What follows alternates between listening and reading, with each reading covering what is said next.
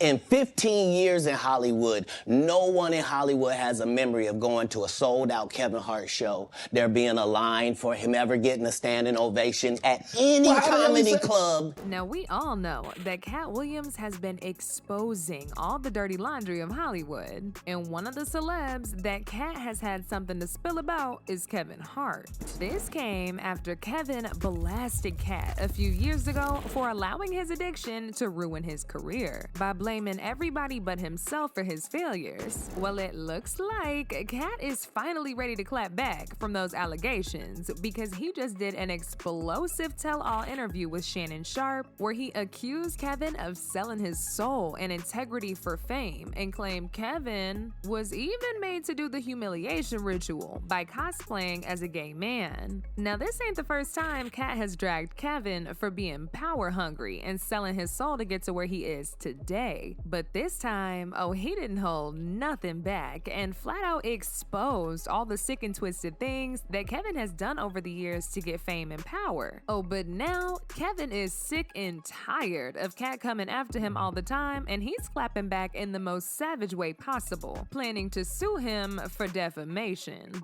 I mean, child, 2024 just started, and it looks like it's already gonna be a real long year for Kevin, cause Katt read him for filth in that interview. All of these big dick deviants is all catching hell in 2024. It's up for all of them. It don't matter if you Diddy or whoever you is, TG Jakes, any of them. All lies will be exposed. That's all.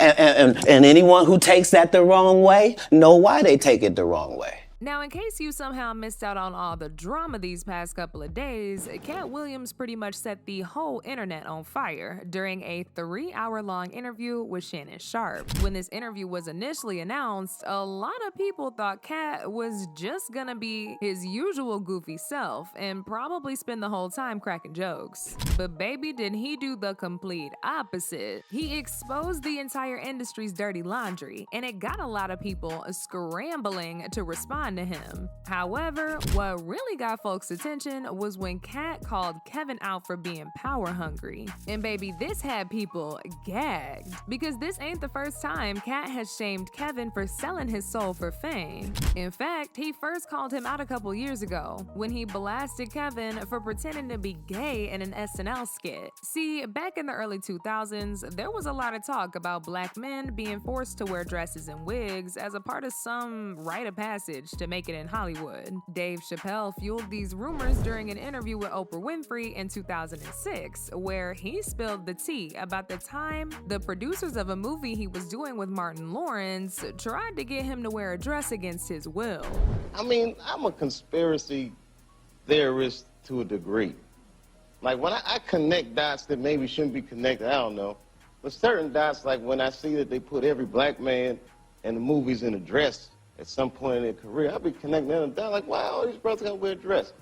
This happened to me. I'm doing a movie with Martin. Yeah. The movie's going good. So I walk in the trailer. I'm like, man, this must be the wrong trailer because there's a dress in here. They come in. The writer comes in. I think he's the writer. He's like, Dave, listen, we got this hilarious scene where Martin's sneaking out of jail. So he disguises you as a prostitute. And he put this dress on, and what? As a prostitute? No, I'm not doing that. I don't feel comfortable with that. That should have been in the discussion. What? You don't feel comfortable with it? I mean, it's a hilarious bit. All the greats have done it. So, well, if all the greats have done it, it's kind of hacky, right? You're right. So why don't we just not do it? Because I don't feel comfortable wearing a dress. Oh, come on, Dave, listen, we got it all set up. We're supposed to shoot. Every minute you waste costs this much money. You know, the pressure comes in. He said, I'm not wearing no dress, man. I'm funnier than a dress. Just give me something funny to say. I don't need to wear no dress to be funny. What am I, Milton Berle? You know, we're going like this. And then finally he's like, and he leaves. And then, like, the director comes, Dave, it really would be great if you wear the dress. But this is where things get even more interesting, because Dave said the producers had another script ready, just in case they weren't successful in getting him to put the dress on and cosplay as a woman. But the minute it was clear, I was adamant, I'm not wearing the dress. I'm not wearing the dress. All right, fine. Think of something else. Cat comes back 10 minutes later. The whole new scene. Hot damn, how did you write the scene so fast? And this interview really had people shook at the time, and other celebrities started to get asked what their thoughts were on Dave's comments during the interview. And of course, one of those celebrities was Kevin Hart. Kevin initially tried to laugh it off, but still made it crystal clear that he would never let go of his morals to put a dress on. Another great comedian said that, you know, in the industry, they tried to make him wear a dress. Have you ever ran into that with scripts and is that something that, you know, you wouldn't do, you know, for I definitely haven't ran into to put on the dress. I mean, you know, you have to have boundaries. You have to have limits that you refuse to cross. You know, for me, I know what they are. They've yet to been challenged, so you know, I don't have to speak on them. I was asked to dribble a basketball on a talk show this morning. You look good no to doing that. Not that was a dress, but I was like, no, I'm gonna look stupid. You know, at the end of the day, you got to know that you're a brand. I'm a brand. You need to protect your brand at all times. When things happen that can possibly affect your brand, your brand can be diminished, and you don't want that to happen. So, you know, protecting my brand is definitely a priority. Not too long after this interview, Kevin shamelessly popped out in an SNL skit wearing a dress and a wig. Now, there's a real high chance he was never against wearing that dress in the first place, and that this was probably within his limits. But a lot of people felt like he did it to please the higher-ups in the industry, because he wanted more fame and power. Now, Kevin ain't no struggling actor or nothing like that. He was doing pretty good for himself. But after this SNL skit, his career jumped to a whole new level, and he was being put in even bigger movies. However, the backlash he was receiving from his fans got so bad that he had to jump to Twitter to shut everybody up. He said, "I wore a dress on SNL because I thought it was funny. I made that decision. Nobody made it for me. I am my own boss." Katt was later asked what his thoughts were on Kevin wearing a dress, and he said it wasn't Kevin's fault that he wore the dress because he was just a part of a long lineage of black men being made to wear a dress in order to transition to that next level of fame. Kevin was just doing what he needed to do to make it in Hollywood. At the end of the day, Kevin doesn't have to worry about what people are going to say about him wearing a dress because of the long line of dress-wearing people before him. So now we had Big Mama's house 1, 2, and 3. Yeah. I've never seen Medea in a pantsuit. I think she wears dresses. So now I'm saying, why are we picking on poor little Kevin Hart? Because it was his turn next. Okay. But see, there's been a theory going around for a while now that Kevin is just an industry plant who was pushed into the industry to replace Katt. These rumors got even worse after the whole SNL skit, because while Kevin's success in Hollywood was going through the roof, the media started to slander Katt's reputation with allegations of him being an addict, which he later addressed in an explosive rant back in 2016. The reason I don't do Big Tigger is because I had a tumor in my upper jaw and they had to take it out, and they had to block the whole right of my sinus with a piece of metal. So ever since I got out the Marine Corps, I can only breathe out of one nostril, boy. I get my blood tested every 3 months for the last 15 years. All narcotic tests have come up 0.00%. I'm 44 years old, little Tigger. You look up my rap sheet. I have never had a DUI or a possession of anything, not even the I do every day.